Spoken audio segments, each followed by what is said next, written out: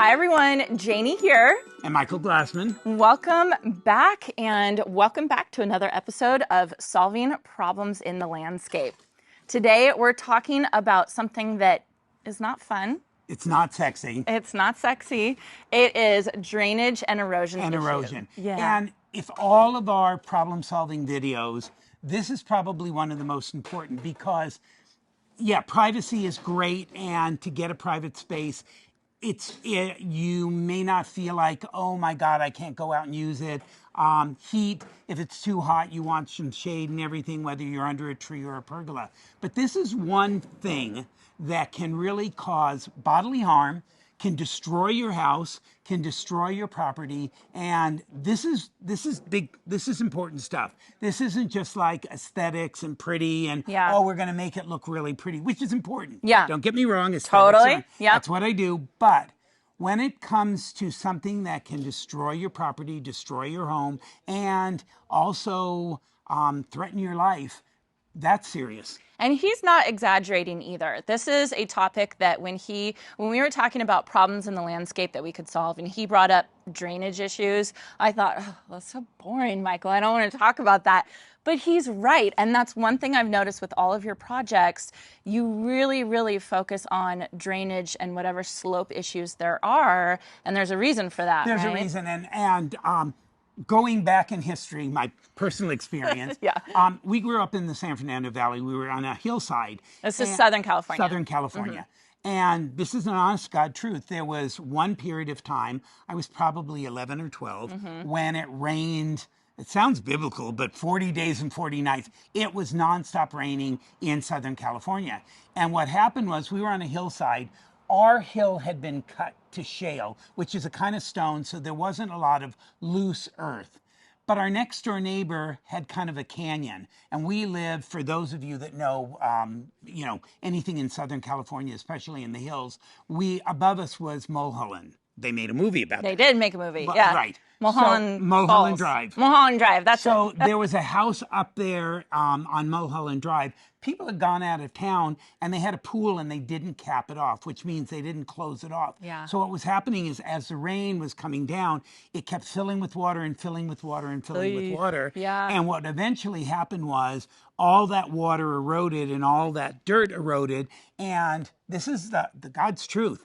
We woke up to this rumbling sound, 6 a.m. We look out the side windows, and what used to be our neighbor's house was under 10 feet of mud. There was no house. It was just a big, gigantic mud mountain. And what had happened was all of the water, all of this earth, everything had eroded down and just basically covered the house. Luckily, the neighbors got out before they were killed, but the house is gone. There was just a mountain of mud. And it was just a mistake. It was an a mistake. Honest mistake. It was an honest mistake. I can't even imagine. Like everything's gone. Just everything's in 1 minute. gone. Yeah. I mean, and seriously, looking out the window where there used to be a house, and now it's one gigantic mountain of mud. I mean, during that time, there were also 3 homes on our street that wound up slipping literally because of erosion. Yeah. They slipped down the hill and they were gone. Yeah. So it's a big deal. And you all can probably notice we are at a construction site right now. Yes. This is one of Michael's clients, one of his projects, and we're here for a reason. We're here for a reason. When I met Vesta, nicest lady, she called me because her number one thing was drainage and erosion, but the big thing was drainage. And she wanted me to come over and give her ideas how to solve her drainage problems because they were major. And so when I came to the property, and Janie's going to actually put some before shots, there were things, first of all, when she had bought it and no one told her, this was all mounded and the dirt all flowed back to the foundation of the house. Towards the house, exactly. Which is insane. Yeah. And then they had none of the downspouts. This is what a downspout is. It takes the water off the roof. Yeah. And, but they didn't have any gutters, so it didn't matter. They didn't have any downspouts. All the roofs, all the water just streamed off the roof and hit the foundation and just sat there. So She had no gutters. She had no downspouts. She had no drainage. Everything flowed back to the house. And so when I came out here, not only was there standing water all along the foundation, but it was beginning to wick up into the drywall of the foundation of the house. And she had big puddles of standing water. Oh my gosh, it's so scary. And she got sick, She got sick. She wound up between the problems from the outside water, and then there were also from the not having gutters and not having balconies. She has balconies, but instead of them draining away from the house, the water was draining into the house. And the neighbors, it's a split lot duplex, so the neighbor was flooding into her. So what happened was 3 different ways she was getting water in the house, and she developed black mold. She wound up in the hospital. Wound up in the hospital, yeah. And so this poor woman has been through so much with her home, and it's just adding insult to injury again and again and again. So luckily you're here to kind of fix all the problems, which is, you know, what the construction workers are doing right now, which is absolutely wonderful. But we did get a quick interview with Vesta, which I want to show you right now. Michael's talking to her about the experience that she went through living in a place with poor drainage. Let me introduce you to Vesta, my client. She's one of the walking woundeds. Would you tell us a little about your drainage issues and what you went through? So when I purchased this house, there were mounds of dirt. There wasn't any proper drainage or grading. So that's where you came in. Yes. Yes, and so we went ahead and we literally created drainage and grading. And we also, in the process of doing that, we created a wonderful sitting area and a retaining wall that I needed. So it's definitely has been a process. And because of the drainage problems, you developed mold. Moisture, yes. From the other side, the neighbor's house, the water was sloped towards my son's room. And because of that, moisture contact was going up. So it literally was going to the foundation, wicking up into the drywall, and then it resulted in mold. And I know you got sick. I got sick. There were multiple issues. There were multiple reasons why there was water intrusion. Part of it was stucco that wasn't fixed properly. So there was water intrusions from everywhere. But one of it was because of poor grading. There was just water that was going towards the foundation. Right, and what I noticed was, which you've now fixed, is all the roofs had no gutters. They did not have any gutters. So when it rained, the water just streamed down and it bounced back into the foundation. Plus, this was all mounded, and so all the water, instead of flowing away from the foundation, flowing towards the foundation. So you had double duty. You had water coming off of the roof going into the foundation, and you had water coming from the landscape going into the foundation. And then couple that with leaks inside the house that were caused by failure to take care of the house, and cracked stucco that wasn't properly taken care of. I was basically drowning. I was just drowning. Right. And the other thing is you had a balcony, and that wasn't drained correctly. Yeah. So the water was going, instead of flowing off the balcony, it was flowing inside. Inside. Yes. So you had the triple treat. Yes. So again, it wasn't a situation. It wasn't an aesthetic one. It wasn't it wasn't pretty enough. It was actually a very serious problem. Yes, I had no choice. I had to do this. Yeah. And I think when I first hired you, I really only hired you for drainage and grading. That was my main concern. And then you're like, well, if I'm going to do that, do you want me to give you some ideas about what to do? And I'm like, okay, sure. But grading is important. I remember I didn't quite understand. So thank you, Vesta, for being on camera. I know this is so hard for you, but we appreciate it, and we appreciate you letting us use your house as a really good example of what not to do, or how to fix a big problem. How to fix a big problem. And it's something, you know what? Here's the thing: when I do designs and we include drainage, always include drainage. In fact, I'm a fanatic, as I think you really are. I'm a fanatic on drainage. Whenever I go around and tour one of Michael's projects, one of the first things he points out is the drainage. And I never knew why until you started telling me the history of it. And it was like, oh, this is why this guy loves drainage so much. So one of the things that I and it's something I drill into my clients, but it still happens when they get bids, because it's not cheap. It's an expensive investment, is putting in drainage, but it's because it's not pretty, because it's not sexy, because you can't take your friends over to your house and say, look at my channel drains. Look at my area drains. Aren't they beautiful? Oh, look, my downspouts are all connected. No one cares. But you do that. I do that. But the most important thing is so that people think, okay, I can take that out. Yeah, It doesn't rain that much, and It'll be fine. It'll be fine. Yeah. And then that's when they get into trouble. And so what I try to tell people is, I don't care if you have to cut something out or do it in phases. Do not ever cut your drainage. That is the most important thing. That is the bone structure of your project. So don't cheapen it up. Don't cut it out. Make sure that you keep your drainage. Which is why we're making this video, why you insisted on making I this insisted, video. yes. So just as a reminder for this whole series we're doing, it's solving problems in the landscape. And we're going through episode by episode talking about different issues. Right. And what we're focusing on is we're focusing on 3 different levels of solving the problem. Yes. We're focusing on a gardener's level, which is basically the cheapest. The cheapest. You're using plants and earth to deal with the problems. Second is the DIY, something that you as a homeowner can do.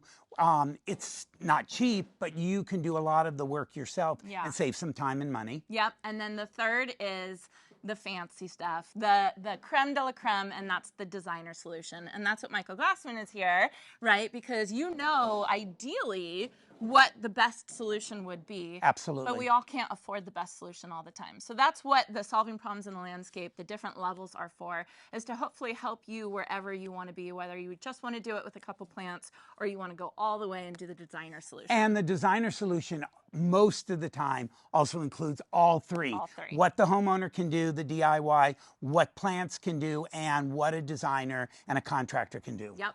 So today we're talking about drainage and erosion. Let's get into the gardener's solution Absolutely. for drainage and erosion. Okay, so for the gardener's solution, there's 2 things in particular that I want to talk about. I want to talk about rain gardens and swales. Now, rain gardens are basically just a depressed area in your garden where all the excess water can drain into and basically sit there while it slowly absorbs into the ground. Saturates, yes. Saturates into the ground. And that's the goal. The goal is to avoid runoff. Runoff is when you have water that actually runs off your property into the streets, into the drains. That's what causes flooding, and it also erodes the topsoil that you have in your garden on your property. So having something like a rain garden can have all the water go towards that spot, and then what you can do is you can plant water-loving plants in your rain garden, like willow trees, like birch trees, like hibiscus. Summerific hardy hibiscus is a great one that you can plant in your rain garden, and you know they're going to be perfectly happy with a little bit excess water while it's absorbing into the ground. Horsetail. Horsetail, yeah, that's a really good one. A swale is another example of this. I did a tour at a native garden, and they had a beautiful swale in their front yard. And basically, we'll get into this with the DIY solution as well.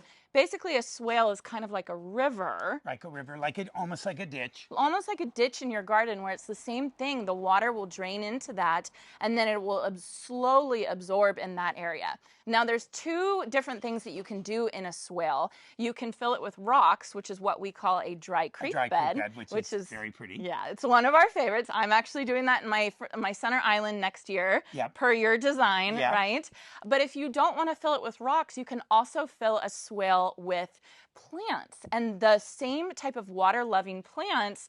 Monarda, bee balm, is a fabulous one that's going to love living in a ditch with a little bit of extra water. So that's a fabulous solution for gardeners. I like that, yeah. That's easy, and you can kind of just, grade your whole area so it can drain into that garden. Now for erosion, for a gardener solution for erosion, it's plants. It's plants. Right? Oh, absolutely. It's plants. The more root system, the better for plants to prevent erosion. And there are so many that you can choose from.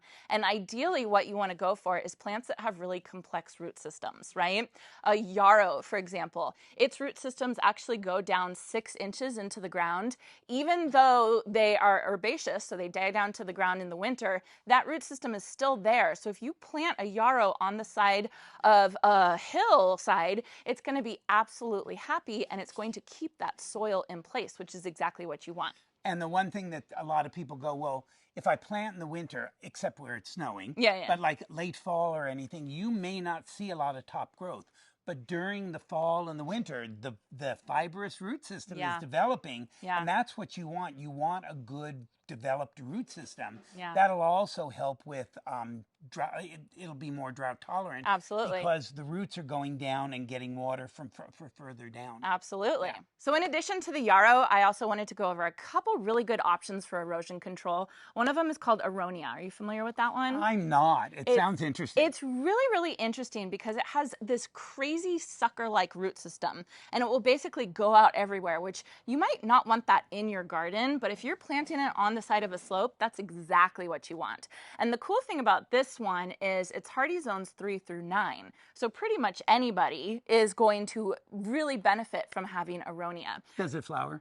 It does. Yeah, it has beautiful little white flowers, and it has beautiful fall foliage too. Oh, cool. Really, yeah, it's a really, really good option. Another one is called switchgrass. That one, switchgrass or panicum, they spread by rhizomes, right? So rhizomes are big, almost like bulbs that are in the ground. So imagine rhizomes kind of spreading out everywhere into the surrounding ground. So if you are planting a switchgrass on a hill, those rhizomes are going to kind of keep everything in place. Again, another one that's hardy, I think it's 3 through 9. Phlox is a good one. Oh my God. I love when phlox. Blooms, it's heaven. It's stunning. It's stunning. That one has a very fibrous root system as well. So it's another one that almost creates kind of like a mat that's going to keep the soil in place and prevent the erosion that we're avoiding, right? And the runoff that we're avoiding. Now, one that you love and I love too, this one unfortunately is not as hardy, but it's a wonderful option, especially if you live in a dry area. Is Myoporum. Myoporum. Parvifolium. Yeah. The variety that's really great is Puda Creek. Was developed by UC Davis because on their banks, the ducks and the geese were eroding. Oh yeah. All of that, and so all of the banks of Puda Creek were just starting to erode into the water. So they developed Myoporum so that it has this fibrous root system to hold it, and the ducks and the geese leave it alone, and it's been very successful. And pretty much the only thing that you can do wrong with Myoporum is give it too much water. Too much water. So another good one would be Dwarf Manzanita. Oh yes, I forgot about that one. Yeah. So there are so many fabulous options for plants that you can use to solve erosion, and then just a little bit of landscaping that you can do to solve drainage issues in your garden for the gardener's solution. And all of this stuff, they're just plants, right? They're plants. You can get small ones cheap, be patient, and you can solve your drainage and erosion problems very easily. But keep in mind, it is so, I mean, it's not like, oh, well, that doesn't matter. It does matter because even if you have a hillside and you stabilize it, if you don't put the plants to hold it in, when it heavy rains, all the topsoil is just going to roll off. I know. So it doesn't waste all your money. Exactly. So even though you've put in all this expensive retaining walls or rocks or anything, you've got to have the plants to hold that in. Otherwise, all that topsoil, all that soil is just going to erode down. It's just gone. So let's talk about the DIYer solution, which is a step up from the gardener solution, but it's still something that we all can do ourselves, right? So for drainage, I know we talked a little bit about swales. The swale is kind of like a indentation, a river that you can plant with plants, but dry creek beds. Dry creek beds. Yeah. It's like a V-ditch, as she was saying, but now we're making it aesthetically pleasing. So what you do is you line it with landscape fabric, not plastic. You want it to drain, the water to drain through. That's the goal, Right, but we don't want weeds coming through. And then what you want to do is you make it more aesthetic. So if you go out in nature and you actually see a stream, you'll see it's not a straight line. It kind of meanders. If there's a big boulder, what usually happens is the rock water starts coursing through. It'll hit a big boulder, Yeah. and it can't move it. So Yeah. then the trajectory changes and it goes this way. Yeah. So when you're designing it, this is a secret. This is kind of a designer secret. If you want to put in the big boulders, which is what you see, Yeah. you use the idea of, okay, the water is coming this way. I've got a big boulder. That's a good spot for it. Then it can't push the rock away. So then it goes this way. Another good spot. Maybe you actually have a rock in the center of it that the water can go around it. You look at nature to emulate it, and then you do a mixture of small, medium, and large river cobble. Yeah. So a 6-inch, a 3-inch, an inch and a half.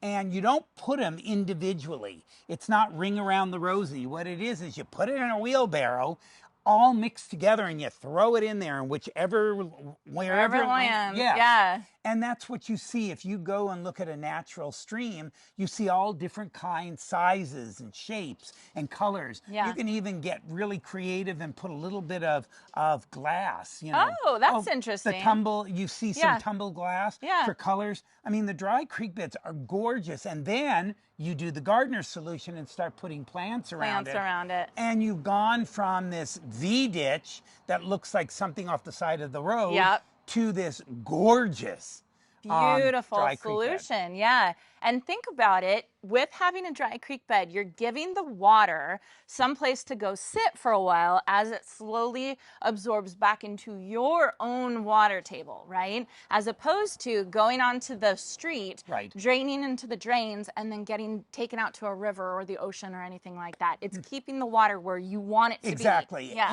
And now if you're using your dry creek bed as your major drainage system, the one thing that you would add is at the bottom, you would put a French drain. You would put a perforated drain line. yeah. That would be a pipe with holes in it. Cover it with landscape fabric, Yeah. so it doesn't fill in with all the silt, and then put that at the bottom with the rocks on top of it. What'll happen is, yes, a lot of the water will percolate down, saturate into the soil, but if you get a tremendous amount of water, or that's where you connect a lot of drain lines, it'll go into the perforated drain line. Yeah. Remember, the rule of thumb for drainage: water flows downhill. Yeah. Doesn't flow uphill, it flows downhill. So as long as you keep a negative slope, it just has to slope a little bit, making sure that that French drain is connected maybe then to a solid drain line. When it rains, water will fill up in the dry creek bed. It'll look fabulous. It'll also go into the French drain, connect into a drain line, and take it off your property. And you told me you think French drains are pretty DIY. I think homeowners could do that. And the Yeah. reason I say that is you can go to a Lowe's, a Home Depot, and they actually sell French drains, the pipe already with the holes in it, already wrapped in landscape fabric. Yeah. So all they have to do is basically put it together, make sure they get the positive meaning that it flows downhill. Yeah. Dig a trench. That's one of the things that I suggest around the foundation of the house. Yeah. Is to put a French drain and then maybe cover that over with real pretty decorative rock, whether Yeah. it be Mexican black pebble or purple, and there's really pretty rocks.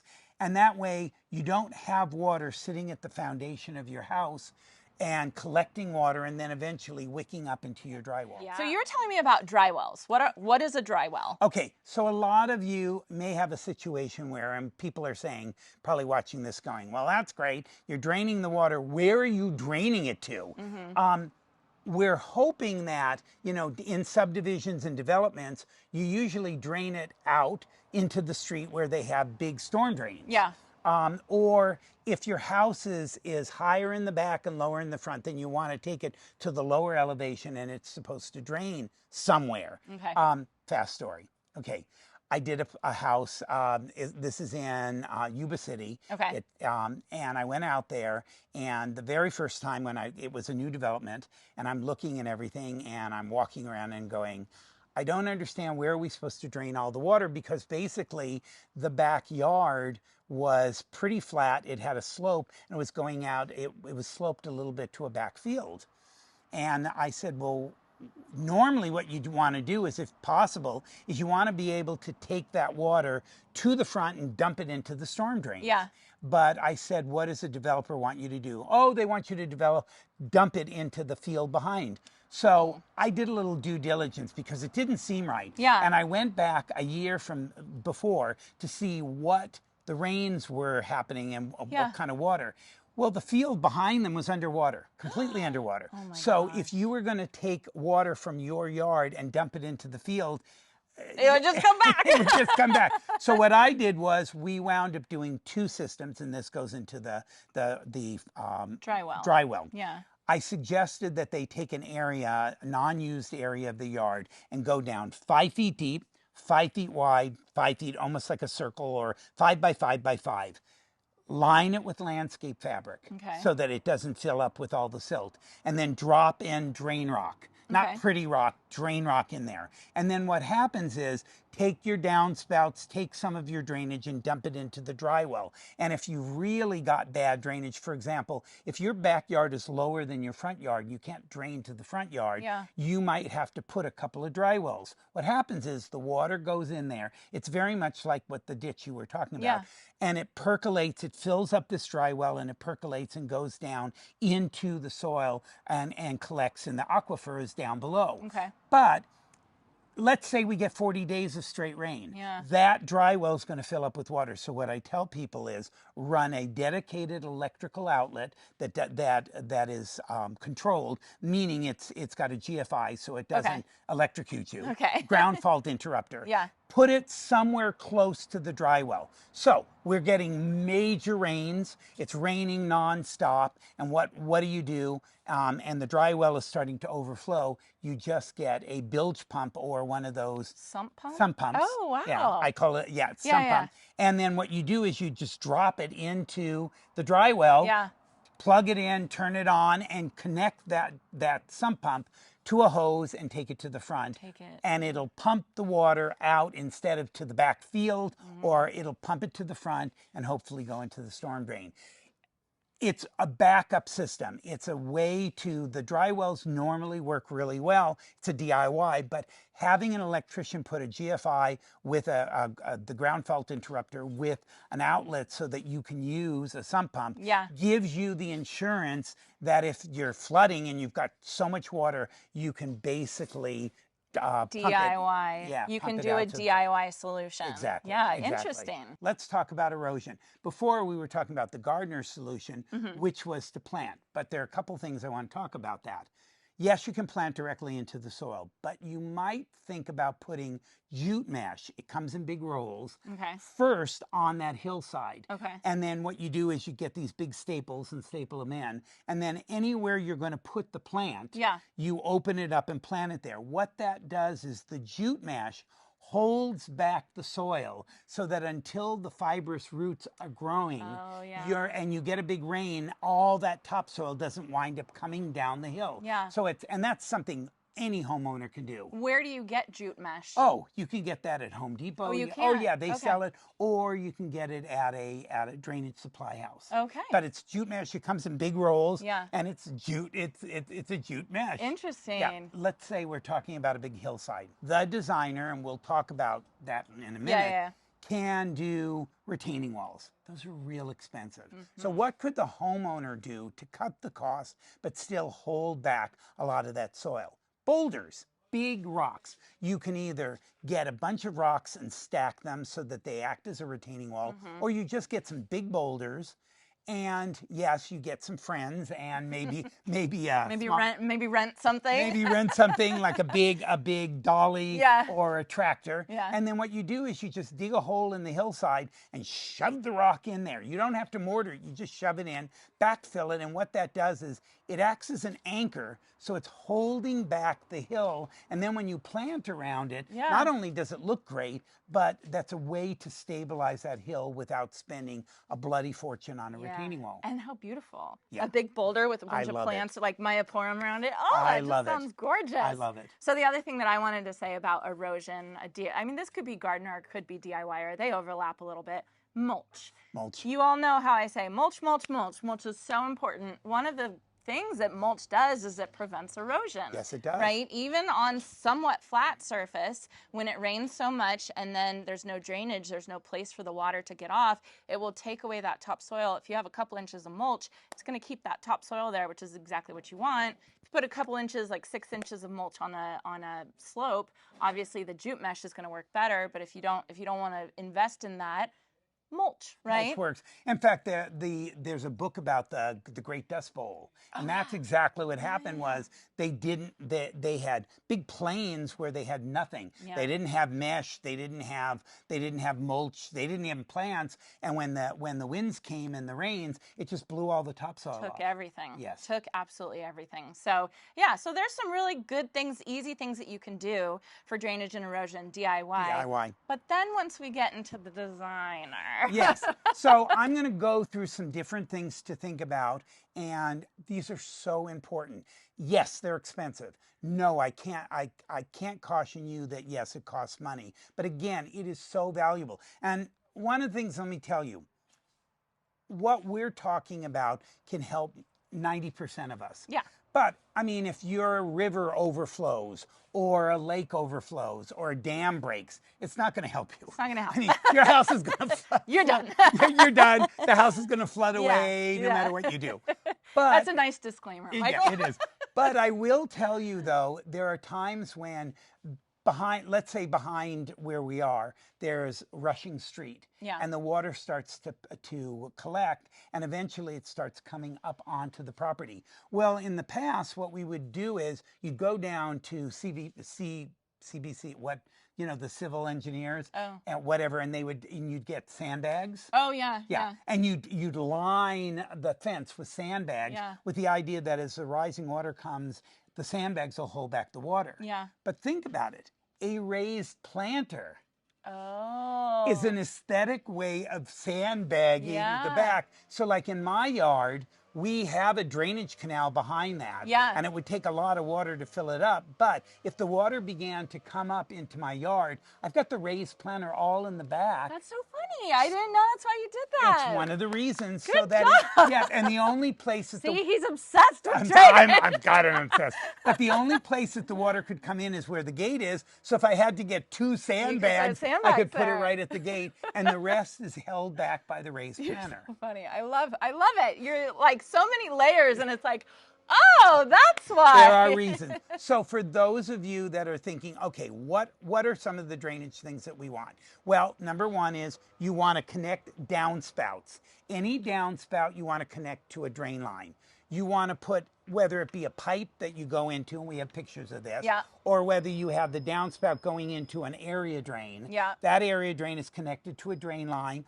All downspouts need to be connected to drain lines. Okay. Number two, when you're doing patios, any sort of hardscape, you want to have it slope away from the house. Yeah. At least a 1% slope away. That means it's just a very slight slope so that the water doesn't flow back to the house. It flows away from the house. And you know I'm obsessed with channel drains. Which are gorgeous. Let me show you some beautiful photos of channel drains that you've installed. And I love the idea of being able to open them, clean them out, and put the top back on there. Channel drains, drain your downspouts, gutters on the roof. That's really important. And then if we're talking about a big hillside, a lot of people, even a lot of your viewers have said, talk about terracing. Okay. Terracing is a great idea. The problem, it's not a problem, it's a lot of money. One of the things, in fact, in this yard, we actually have terraced. We've put the raised planters back there. Beautiful. Concrete block, stucco them, concrete block, face them in stone, concrete block, face them in tile. It's gorgeous, and you can do different levels. And it's one of the ways that you can possibly pick up more hardscape, more usable space, because if most of your yard is all a hillside, you can put steps with a terrace that you can actually have a better view. You can terrace the yard. So again, in conclusion, what I want to tell people is, and the truth is, I hope this goes viral. I hope that people watch this because, again, it's not pretty. Nobody talks about this. Nobody, but there's, It's so crucial. There are so many issues that you need to deal with. There's so many things how you can wind up losing your home, your life, your structure, and by doing your due diligence and planning your drainage, planning that your whole hillside doesn't erode, planning these things, you can save yourself not only grief, aggravation, your life, but hours and hours and so much money you can save yourself. Yeah. So I really hope you all enjoyed this video. It is super important. It's something that the landscape designer is super passionate about. So, Very passionate. Right? So we had to make a video on it and had to bring awareness to how important drainage and erosion is. So hopefully this will help you find at least something that can solve a problem for you, or at least get you started on the right track to finding somebody that can help you. Absolutely. Yeah, so I will put a link to our playlist of all our other videos that we've made so far. We have plenty more to come, so don't worry. Including the varmints, the gophers, and the deer. I know, I don't want to do that one either. But Right, we're also going to talk about fire retardant. Yes, fire is super important, especially for those of us who live in California, Oregon, Arizona, all those places that are dealing with fire. Canada, we're gonna be talking about that kind of thing. And make sure you keep putting in your comments and suggestions for topics that we can solve, because we love hearing from you guys. You guys have emailed me and sent me a lot of topics, and it's really kind of made us think about more things that we wanted. Absolutely. Yeah, so huge thank you to Michael for being here. I hope you all enjoyed this, and I hope you all have a chance to get in your garden today.